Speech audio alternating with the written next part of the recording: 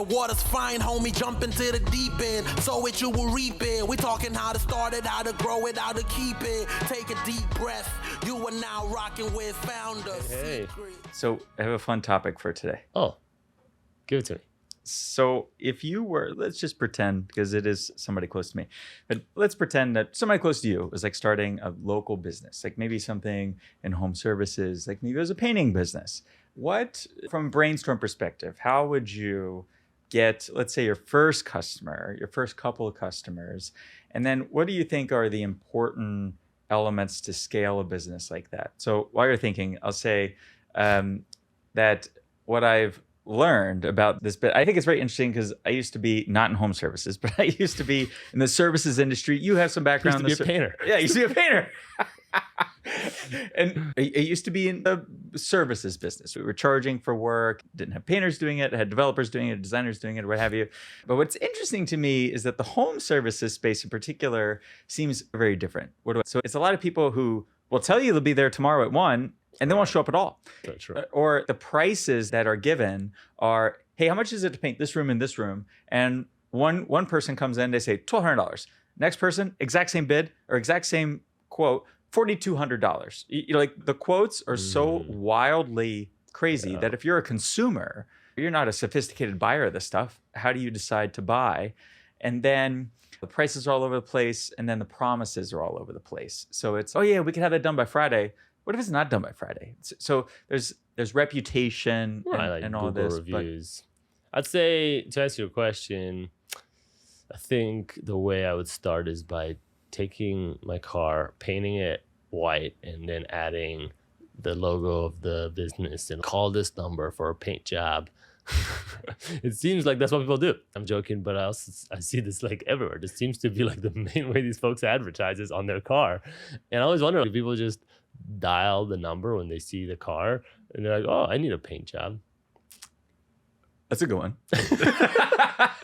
What do you think about like signs, like yard signs? Oh yeah, big fan of yardsticks signs because they don't blow away easily, believe it or not, as much as you think. When you like drill one of those yardsticks into the ground, which I've done before, I used to organize this little golf tournament in North Carolina. Oh. And those yardsticks, they can get hit by a golf ball and they bounce right back. Very resilient. And they're super cheap. I think it's super cheap to print. Inflation has hit that industry, I will tell you. They're made out of this plastic thing that just is very sturdy yet flexible and goes right in the ground. So I do think that's effective in season, right? This is how our politics work, is so much spending on marketing goes into basically just signs like that on the side of every highway in America. I guess that's true. And so you can just replace all the political signs with your painting company. Some of them disappear after the election. I don't know. Somebody just burns them or whatever happens, but they disappear after the election. And then you're right. What's left is, oh, we buy terrible cars, or we buy homes, or we can paint stuff, or very local sort of. But how come services. None of those signs, so cash for cars, Right. cash for house, all of these things you're talking about, how come none of them, they all look the same? Like they're all. Yeah, they're all like black letters on yellow background. Totally. And it's like they buy them all from the same place, right? They're all made in China somewhere. They've stamped some crap on them and then they bring them here.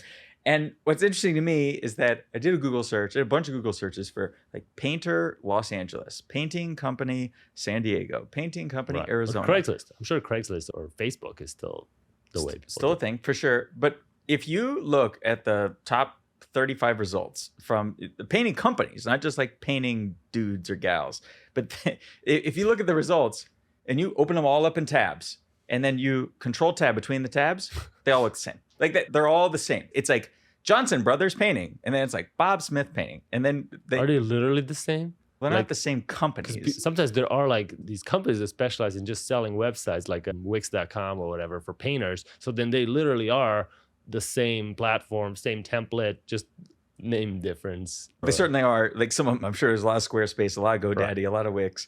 If you took the logos, like very few of them, they're a painting company, and very few of them have color. That's right? sad. Isn't that interesting? That's sad. It's pretty much all men. So it's like all male names. That there's no brand in there, which is surprising to me. But anyway, let's go back to the question. So let's pretend that you were broke and you were 24 and you knew how to paint pretty well. How would you get your first customer?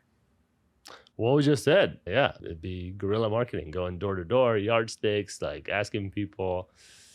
I'd have to see what services go with painting. Is it purchasing a house, right? So then I'd shop around like the recently closed house deals and leave my note in there, right? What else is associated with when you need a paint job, right? Renovation, construction, a new neighborhood, things like that.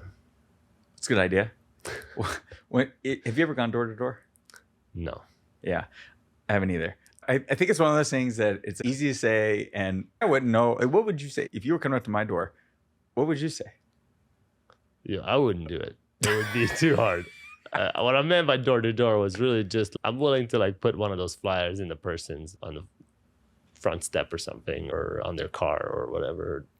I remember I was 19. I wanted to do home IT work, right? I thought it was like good with computers, and so I printed up 100 pink sheets with like black text, and it said, "Hey, is your computer running slow? Malware, all this stuff." It was a flyer, and I was very proud of it. And I printed up 100 of these, and I still lived in my mom's house at the time, and so I went around her neighborhood and I put it. I had read online it was illegal to put it in the mailbox, so I was like, "Oh, I'll just put it in the newspaper People do box." it in that little thing in the flap. Apparently, it's legal to put it in the flap. I wish you would have been there then, because what I did is I put it into the little tube, the newspaper tube. But the problem is that the newspaper tube has a hole on both ends. And so I put it in there, and I remember I did this whole street, and I get to the end of the street, and this big gust of wind comes through. And I remember turning, it was a very vivid memory of I turned, and the whole street is littered with these pink flyers, and they're everywhere. They're all over these people. I've littered this neighborhood now that I live in, and I was like, well, what do I do now? I just spent an hour and a half doing all this diligent work, and so I turned and I went home, and I got a call from them. So somebody called me, and I thought for sure they were going to complain because I had littered their entire neighborhood. And it was this older guy, really nice guy, and he goes, "Hey, I got your flyer." I said, "Oh, okay." Probably literally was just walking around and he flew in his hand. Yeah, he was actually from 200 miles away, but he calls it. He says, I got your flyer in this tornado, and can you come can you make my computer faster? And I said, yeah, sure. So it actually worked. I got $65 for that job. It was a lot of work for $65. Yeah. But that really turned me off to flyers. Bulletins, another one. I remember when I was in college, like the way I got some of these gig works, like I trained somebody on HTML. Was off of these bulletins. And what you notice is a lot of local stores have these bulletins of just advertising local services and other businesses, like very small businesses, not other huge businesses. And you can divide a paper at the bottom and just make 20 contact little things that are all like just hanging there, and people rip them off. What was it? HTML? You were websites? Yeah, this woman did so on the bullet board, you could go the other way. You could say, hey, I need something, right? I need a person that can teach me web development or HTML. And I was like, oh, that sounds great. I can do that. So yeah, I called that person and I taught her HTML for a few weeks. That was good money too. It was a great gig. Did she go on to get a job in web world? We haven't kept in touch. I was like, this was front page, like old web days. Knowing something was better than knowing nothing. And I just transferred that knowledge to her. Today, if you're starting a new business, if you're Flaviu, you have a name and a reputation and all those things. When you were younger, or when you think of someone who's a younger person who wants to start a business, but they don't have their first customer, or they don't have a name to go on, where if you go to your LinkedIn page, it's very impressive. How would you recommend someone who doesn't have those things? How do they get their first customer? If I don't have a name to go on, how do I get that first customer? It's really hard. I tell you another story, which is that I was trying to be a waiter during one summer. And believe it or not, you think waiters, it's a beginner job. But people continually refused to accept me as a waiter. And so I would go restaurant to restaurant and say, hey, you guys have any positions? Do like an interview. And they'd be like, no, we do need waiters, but not you. And this continued day in, day out. I was really demoralized. I couldn't get a waiter job. And until somebody told me, hey, there's a school for cooks and professionals in the service industry in a town called Johnson and Wales. Have you heard of this? No. It's like nationally renowned. I didn't know. Is this in England? And so I called them like, hey, can you guys give me a job? And they're like, no, we're a university. We're not a restaurant. We teach people how to work at restaurants. Like, how would I get a job at a restaurant? And they're like, you got to talk to the restaurants. Are there any restaurants you recommend? And they're like, yeah, there's a lot of fine dining restaurants in the Charlotte area. And I'm like, yeah, this one. I've already talked to them. They said no, this one. And then there's this one called Zebra. And okay, great. So I call Zebra and they're like, hey, who's this? Or I walked in actually, and they're like, See, that was door to door. It was door to door sales. so, you're right. It was door to door. And so the guy's like, why are you here? And then this is the most important part. This is what changed the success of my endeavors. I said, instead of saying, hey, I'll probably need to be a waiter, I said, Johnson and Wales sent me your way. Said you might have a waiter position available. And all of a sudden, whoever Johnson was, I didn't even know who this brand was, but they carry a lot of weight in the industry that I was trying to get a job in. And all of a sudden, it's like, oh, wow, you're from Johnson & Wales. Come on in. You can start tomorrow. And that's how I was able to finally get a job as a waiter. So it really worked. Yeah, it worked. You worked there. Yeah, they even trained me to be a sommelier, which I wasn't even 21 at the time. And they weren't strict on rules in this restaurant. And so is it that it sounds like what you're saying, that referrals are really, really important. Exactly. This personal Good summary. referral means a lot. Yeah, totally. That credibility can be established by someone else that already has it, and they give it to you for a little bit, or you just take it. Yeah, I love it. I think of what makes a good painting company or home services or what have you. And then how do you scale a business like that, right? Because a lot of these painters, I think, just have jobs, right? They have jobs, except now, instead of Flaviu being the only person doing the painting and whatnot, now there's just 6 people. And in some ways, and I saw this a lot in the agency world too, it's actually better to be just a highly paid employee at an agency over being the owner. Because if you're a highly paid employee, you take none of the risk and you get paid great and you get a salary. Right. I wonder how true that is in other industries like this, right? Like painting, sure. Like or plumbing. Hairstyling's one, right? Where the hairstylist, which by the way, I've learned, I was talking to somebody who she's a hairstylist and they can make $200K. Hairstylists make $200K. Hairstyling, and she doesn't even own the place. It's not even her place, right? So she rents a chair for, I forget what it was, some $20 a day, the minimum amount. But women are willing to, if you don't know, willing to spend a lot on hair. And we're talking hundreds of dollars per session. And so when you do hundreds of dollars a session times hours a day, times days, times weeks, it can be a lot of money. In fact, so much money that you become a little more judicious about what times. Maybe you only work 3 to 6. You only work certain days. You can allow you to set your own schedule. But the person who owns the actual chair and building, their business is really just leasing out chairs for hairstylists. You work independent of all that, like an artist. And you can always move somewhere else. They're like, hey, all my clients, come over here. I'm no longer at that place. And I thought that was a awesome business. Who'd have thought? I learned so much on this podcast. But yeah, I guess one other, I think a fun thought experiment is how, if I had to grow this business 10x, right? So if my current business, we're going to double in size this year, what instead if I had to grow by 10x? Whereas in software, I think that's easier because it doesn't require as many people. But if you're in a business like what you're talking about, or if you're in plumbing or any of these kind of home services business, I'm not sure how much of an opportunity there is to have high growth. And that a lot of the people making a lot of money in painting have been doing it a long time. And is it necessary that you have to do it for 15 years in order to make a lot of money? Or, okay, side question is that there was really not a whole lot of money in being a taxi driver, right? So the drivers themselves made a good living, and it was a good, honest living. But other than being like medallions and whatnot, there wasn't like tons of money until venture capital entered, until Uber and Lyft and all this. And they supercharged and created demand, because people who maybe would drive home drunk or walked home or what have you, instead, because it was so easy to do the Lyft or the Uber, that they did it in that way. And so I think of stories like that when I think of, if you had to, on a larger scale, really build a business to where there's probably not a ton of money, but then how do you make it into a ton of money? And if I was building a painting business, it's like, how do you Uberize it? Now, I don't think that people actually want to paint this wall twice a year, because that'd be one way to increase demand. You only do it every 10 years, and now you want to do it twice a year. Great. Let's just convince everybody in the US to do that and use my business. I don't know. It's just a fun thought experiment around how can you hyper growth a business that's difficult to scale?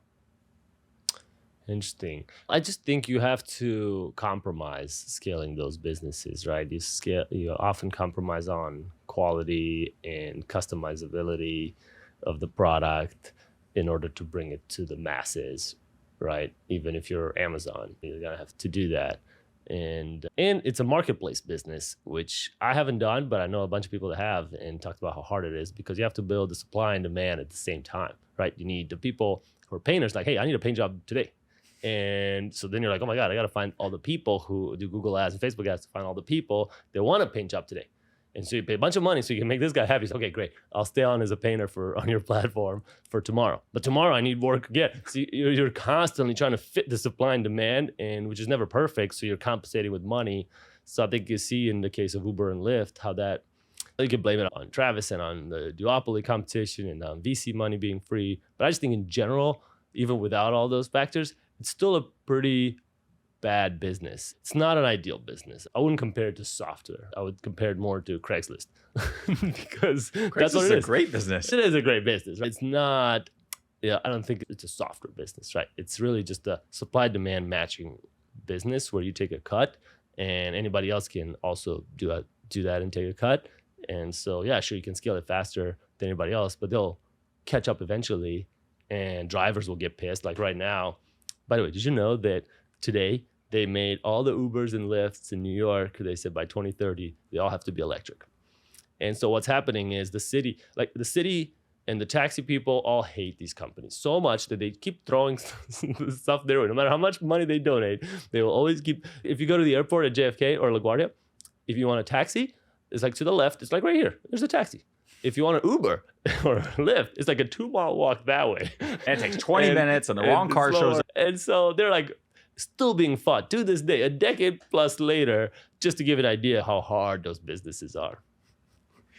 So fun fact, the Craigslist, like the modern Craigslist of home services I've learned is Thumbtack. There's Angie, which used to be Angie's List. It's like Yelp is still, but Yelp has been a scam for 20 years and there's still a scam today. But what I think is interesting is Thumbtack. So Thumbtack is like a new entrant in this space, right? They're kind of like Uberizing it, let's say.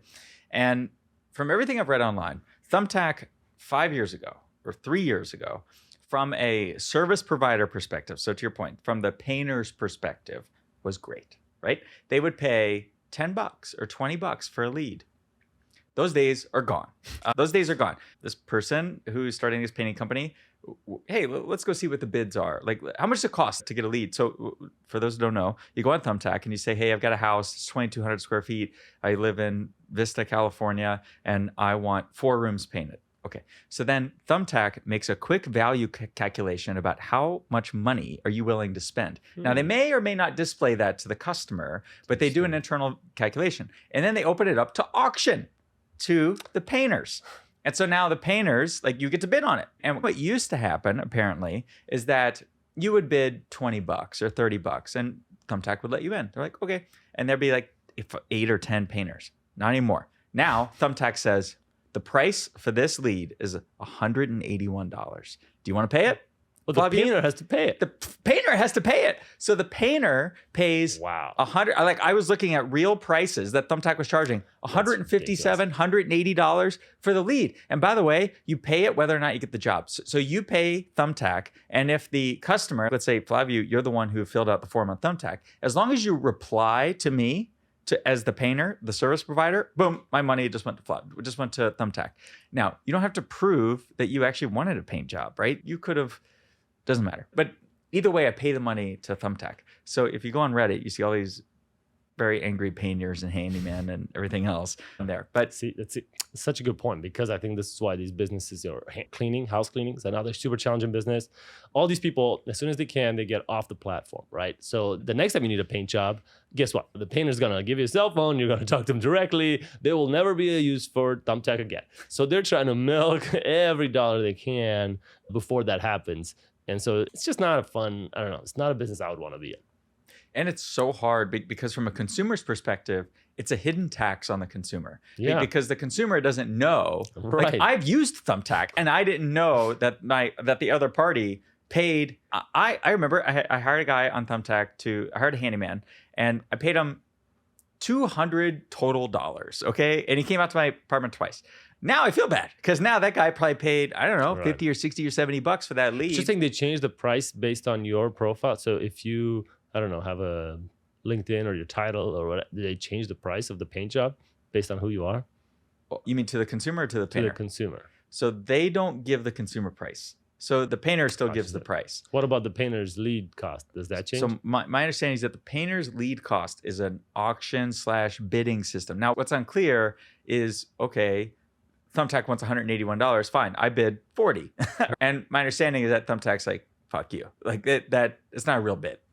Because they know you could pay more. Or I suspect that what's happening is that Thumbtack has enough data to know that lead is worth more. maybe the geography of it, that kind of thing. They don't look at your like actual credit worthiness.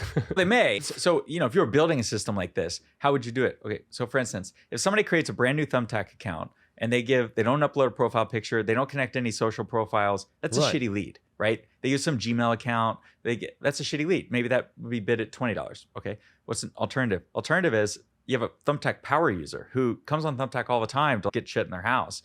And they always give out 5-star ratings, and like they're really that lead. If I was Thumbtack, I would charge a lot more money for, because they have high intent. Like when But it ends up making their price more so the customer getting that paint job. that is what I'm saying.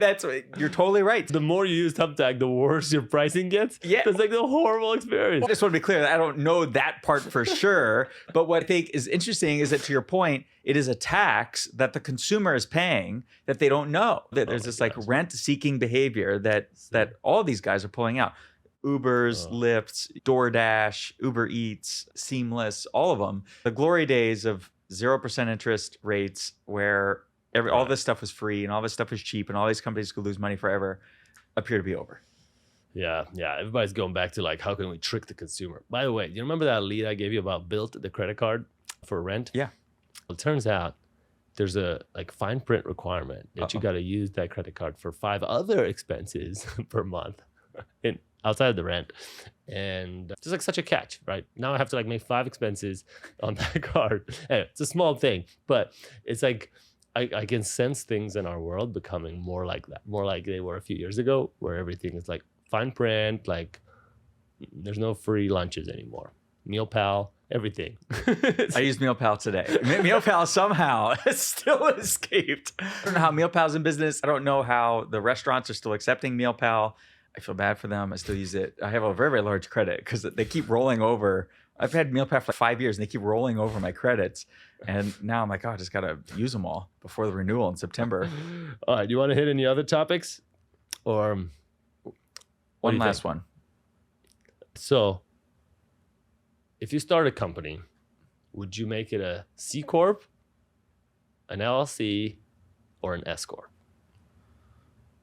If I was starting a new company, all I care about is QSBS.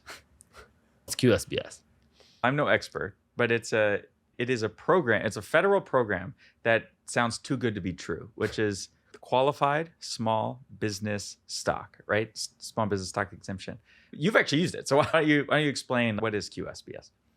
Yeah, my understanding is that, and this is an argument in favor of a C corporation, because if you're a C corporation in certain industries, non-services, actually none of the businesses we just discussed would qualify as a C corporation, but primarily technology-based business, then you're a C corporation for at least 5 years. Then after those 5 years, if you sell the company, you don't pay any taxes on the gains up to $10 million. And So that's called Section 1202 or QSBS, extra tax accountants. I think that's like the major benefit of C corporations. But do you guys have a C corporation or an LLC? We do. So I have a consulting business that's an LLC, but the Signal Insights is a C Corp. It's set up for QSBS. I didn't know what QSBS was until we were starting this company. And then our investors said, I'll put in the money, but it has to be QSBS. The other thing is, and I've learned this numerous times through the accelerator, is that investors won't invest typically in anything but a C Corp. So if you're looking to get investors or VCs, they want to be a C corporation. If it's like a mom and pop lifestyle business, like a services business, if you're doing just a paint job, that would be an LLC. So that's a quick primer on why a C Corp. I love it. Everybody should Google QSBS.